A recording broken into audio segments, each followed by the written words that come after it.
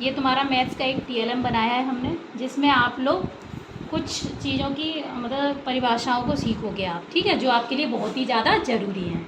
जैसे इनमें मैंने परिभाषाएं लिखी हुई हैं, उनके नाम भी लिखे हुए हैं। जैसे सम संख्याएं कौन सी होती हैं? विषम संख्याएं, प्राकृतिक संख्याएं, भाज्य संख्याएं, अभाज्य संख्याएं, पूर्णांक, परिमेय संख्याएं, पूर्ण संख्याएं, अपरिमेय संख्याएं। ठीक, चलो देखो सबसे पहले क्या है? सम संख्या। सबको पता है सम संख्या?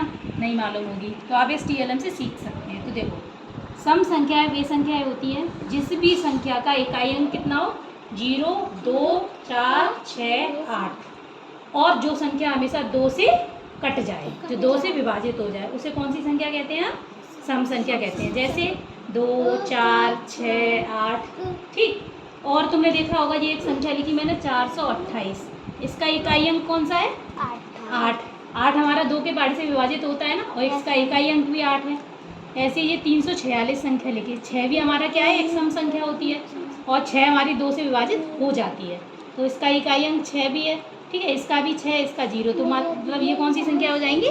सम संख्याएं। ऐसे ही विषम संख्याएं होती हैं हमारी, जिसका इकाई अंक क्या ना हो। इसमें तो इकाई अंक 0, 2, 4, 6, 8 होना चाहिए, लेकिन इसका नहीं होना चाहिए। 0, 2, 4, 6, 8 इसका इकाई अंक नहीं होता है। अच्छा, ये कभी भी 2 के पाड़े से कटती भी नहीं है, ये 2 के पाड़े से कभी विभाजित नहीं होती है।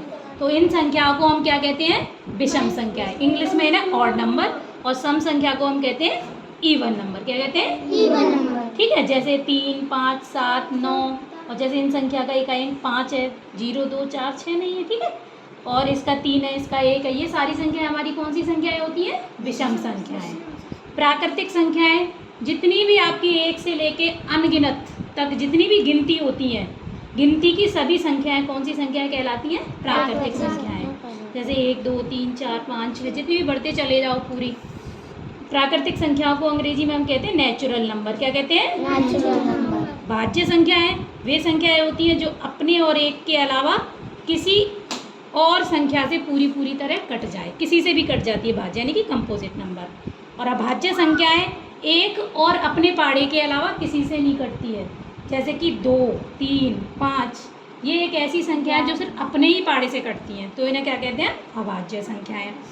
पूर्णांक हमारे होते हैं इंटीजर्स, प्लस वाले मतलब जितनी भी धनात्मक और ऋणात्मक संख्याएं होती हैं वो सब हमारे पूर्णांक होते हैं। जैसे +1, +2, +3, ऐसी -1, -2, -3, ये सब क्या है? ऋणात्मक पूर्णांक है। ठीक है, अच्छा एक चीज़ और मैंने एक नोट लिखा बच्चों, इसमें अभाज्य संख्या में सबसे छोटी अभाज्य संख्या हमारी कितनी होती है? 2। कितनी होती है? 2।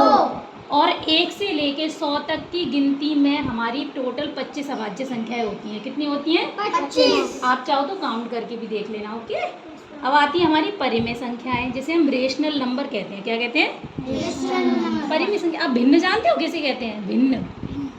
भिन्न कराई थी मैंने, जैसे इसका 1 भाग भर दिया 1/2, मैं कहूँ इसके 4 हिस्से कर दो, तो एक बीच में से कट करो, एक ऐसे कट करो, 1 को भर दो तो 1/4 हो जाता ना। जैसे एक टॉफ़ी है, उसके 2 भाग करने हैं तो उसको आधा आधा कर देंगे। ठीक, वही होती हैं परिमेय संख्याएं। जैसे 1/2, 3/4, 7/9, 4/9, इंग्लिश में से पढ़ते हैं 1/2, 3/4। ओके, ऐसी अपरिमेय संख्याएं होती हैं। इरेशनल नंबर ये हमेशा रूट में होती हैं। पूर्ण संख्याएं जो हमारी प्राकृतिक संख्याओं में अगर 0 भी जोड़ दें, मैंने बताया था होल नंबर्स 0 से शुरू कर दो गिनती, 0, 1, 2, 3, 4, 5, वो सब हमारी पूर्ण संख्याएं होती हैं। तो आपको इन सभी की परिभाषाएं समझ में आ गई? आ गई ना अच्छे से? ओके।